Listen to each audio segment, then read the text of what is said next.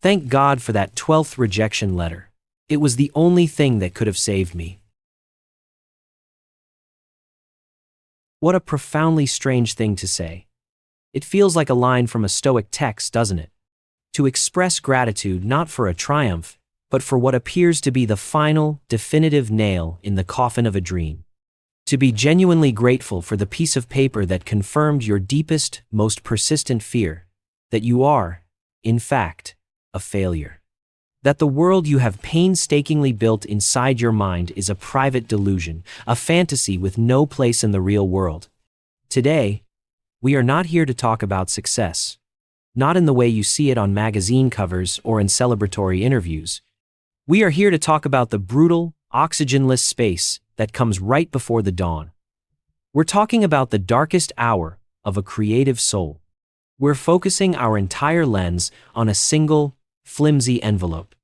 A sheet of A4 paper, filled with polite, soul-crushing words, and a decision that would either birth a global empire or quietly bury a dream forever in a cardboard box.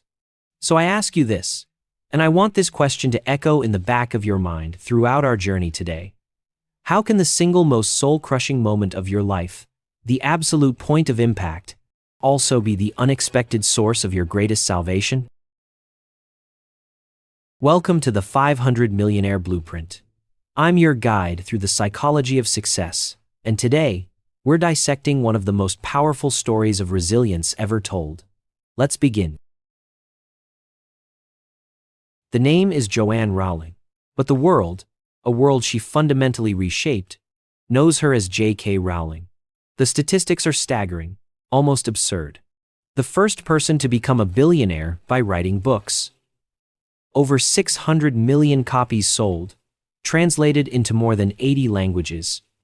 A universe that has spawned blockbuster films, theme parks that are modern-day pilgrimages, merchandise that fills the rooms of children and adults alike. Her creation is not just a story. It is a cultural touchstone, a piece of the global lexicon. She built a modern mythology from scratch.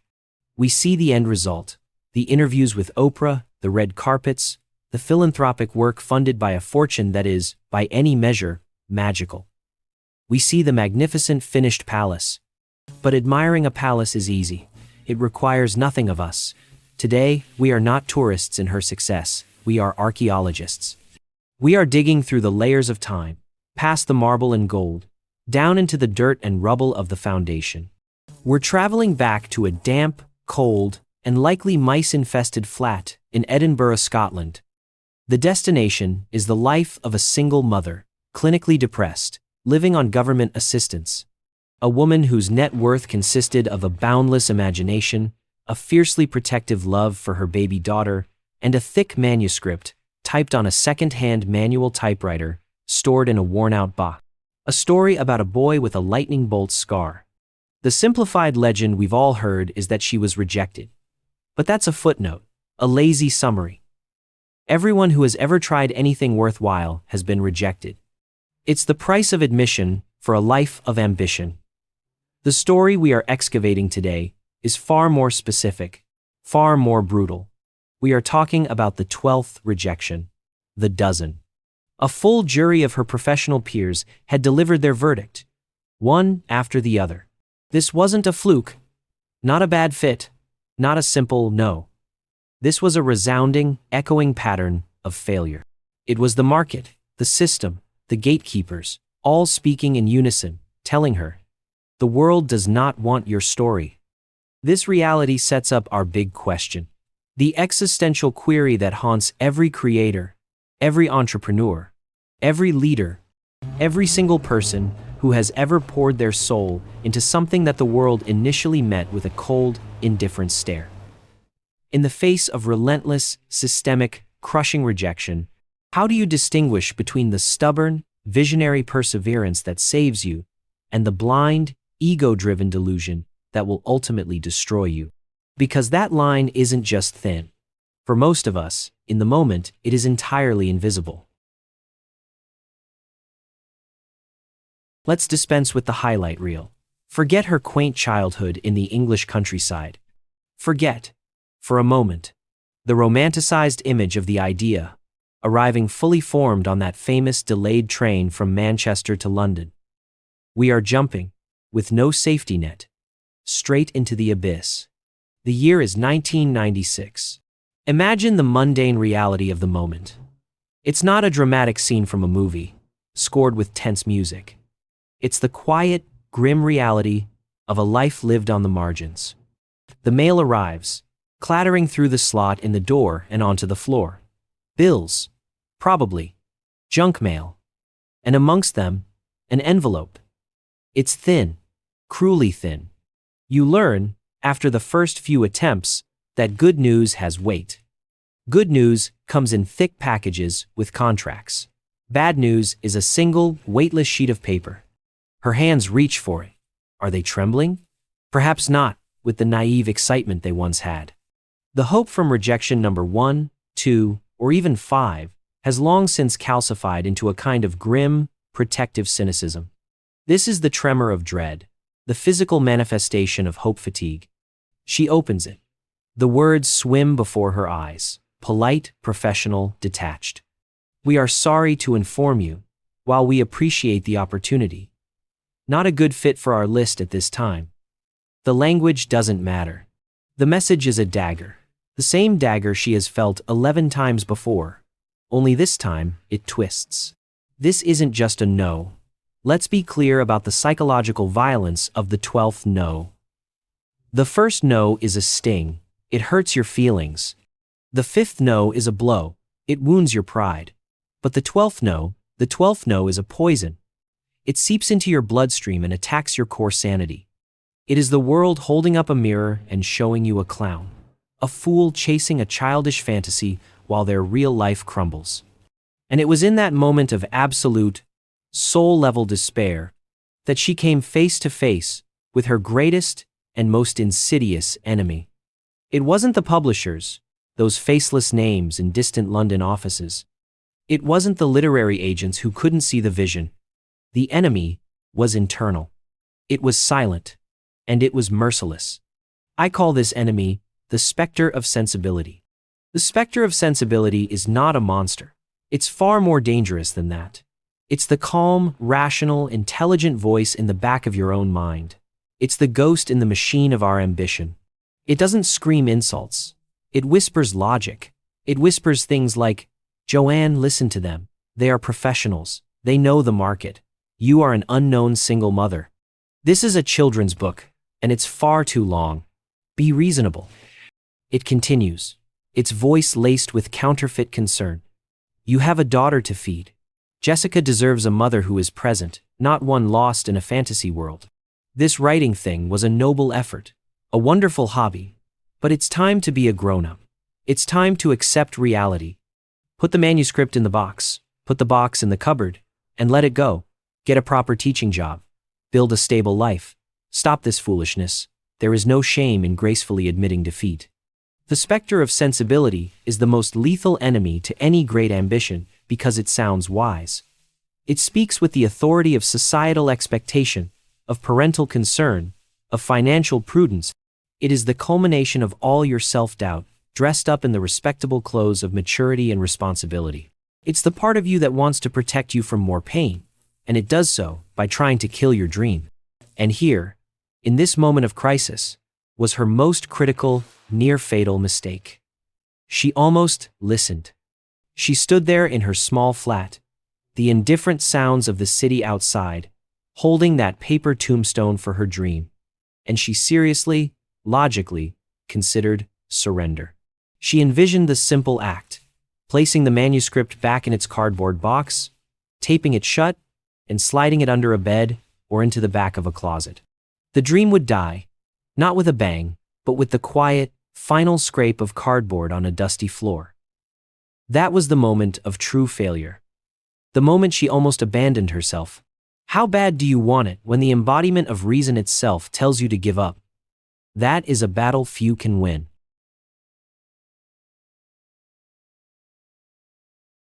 So, what is the lesson here? The typical motivational guru, the kind you see shouting on stage, would offer a simple, digestible platitude. Never give up. But that's cheap advice. It's a bumper sticker, not a life philosophy.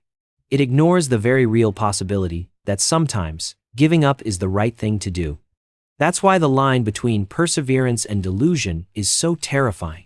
The real lesson, the one that forges steel in the soul, is far more potent, more dangerous, and runs contrary to all our survival instincts. Here it is. Rock bottom is not a prison to escape. It is a foundation to build upon. Let that sink in. We are culturally conditioned to view our lowest point as a place of shame, a pit we must claw our way out of as quickly as possible. But what if we reframed it? When you have absolutely, unequivocally, nothing left to lose, you gain a kind of extraordinary, terrifying freedom. The fear of failure becomes an irrelevant ghost, because you are already a failure in the eyes of the world. The fear of judgment and ridicule vanishes, because you've already been judged a dozen times over and found wanting. The desperate, needy craving for external validation, that has been systematically cauterized, burned out of your system by 12 consecutive applications of pure rejection. That 12th letter, in its cruelty, was also an act of liberation. It stripped her of everything but the story itself. All the distracting noise, the fragile hope for a publishing advance, the secret desire for fame, the deep human need for approval, all of it was brutally silenced. And in that deafening, profound silence, only one pure, essential question remained. Do I still believe in this story, even if no one else on the entire planet ever will? The lesson isn't to ignore the pain, or to pretend it doesn't hurt. The lesson is to stand still within the inferno of that pain and let it burn away everything that is not essential. It's the moment of ultimate clarity. It's the moment your mindset shifts from the fragile, ego-driven state of "I want this to succeed" to the unbreakable, purpose-driven state of "I must do this," regardless of the outcome. And that is an invincible position to be in. That is how you learn to stay hard. Now, with that understanding, let's rewind. Let's travel back from the point of agony to the point of origin. That now legendary delayed train journey from Manchester to London in 1990. As she tells it, the idea for Harry Potter didn't come to her as much as it fell into her head. A boy who didn't know he was a wizard, off to wizarding school. But ideas are cheap. They are ephemeral. The air is thick with them. Every person listening to this has had $1 million idea at some point. The magic was not in the idea itself. It was in the powerful, unique philosophy she unknowingly adopted in that very moment. It was not a philosophy of ambition. It was not, "This is a clever idea that could make me rich." It wasn't a calculated career move or a simple burst of study motivation to learn the craft of writing. It was a profound and life-altering philosophy of stewardship. This is a critical distinction. In her mind, she felt less like a brilliant creator inventing a story, and more like a humble custodian who had been entrusted with one. The story had chosen her as its vessel, and it was now her profound, sacred responsibility to get it out of her head and into the world, to do it justice. This is a subtle but monumental shift in psychological framing. If you see yourself as the creator, your ego is inextricably tied to the result. Rejection is deeply personal. It's a direct indictment of your talent, your intelligence, your worth. But if you see yourself as the steward, the guardian of an idea that needs to be born, then rejection is merely an external obstacle to fulfilling your duty. Your daily discipline is no longer about serving your ambition. It's about serving the work. Your journey of self-development is about becoming a better, more capable vessel for the idea you are carrying. This philosophy is what built her resilience. It's what allowed her to endure the unendurable. She wasn't fighting for Joanne Rowling's career. She was fighting for Harry Potter's life. She was fighting for this intricate, beautiful world that was living and breathing so vividly in her imagination. This is the very essence of being purpose-driven. It removes the fragile, terrified ego from the center of the equation and replaces it with an unbreakable sense of mission.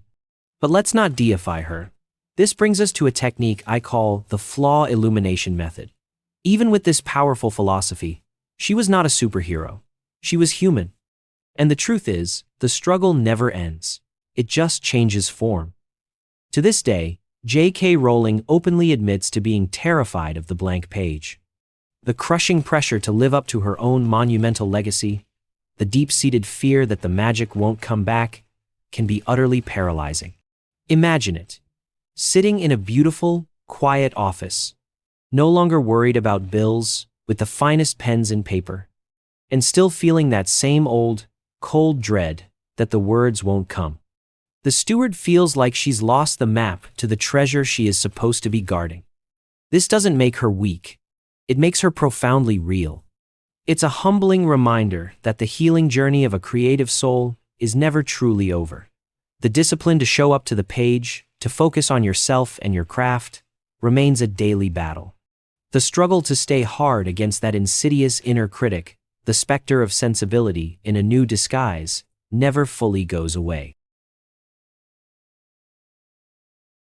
So, how can we, in our own lives, take this abstract philosophy and make it a concrete tool? How do we apply the philosophy of stewardship? It's not just for aspiring writers. It's for the entrepreneur launching a startup, the artist staring at a blank canvas, the parent trying to raise a good human being, the manager trying to build a great team. It's a practical formula for building a resilient abundance mindset that is rooted in duty, not in desire. Here it is.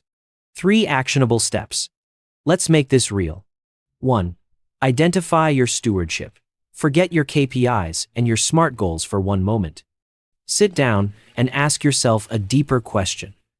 What idea, what project, what mission, what group of people has chosen me? What is the thing that I feel a deep, almost irrational sense of responsibility to protect and bring into the world? It isn't just what you want to do, it's what you feel you must do. It's the thing that keeps you up at night, not with anxiety, but with possibility. Find the thing you are willing to serve that is bigger than your own ego. Find your Harry Potter. 2. Serve the work, not the outcome. This requires a radical commitment to discipline. Each morning, your primary question should be, what does this project need from me today to move forward? Not, what can this project give me today in terms of validation or reward? This single shift in focus is the ultimate antidote to procrastination and fear. It makes the daily discipline of showing up a sacred act rather than a self-serving chore. You focus on yourself only as a means to become a better servant to the mission.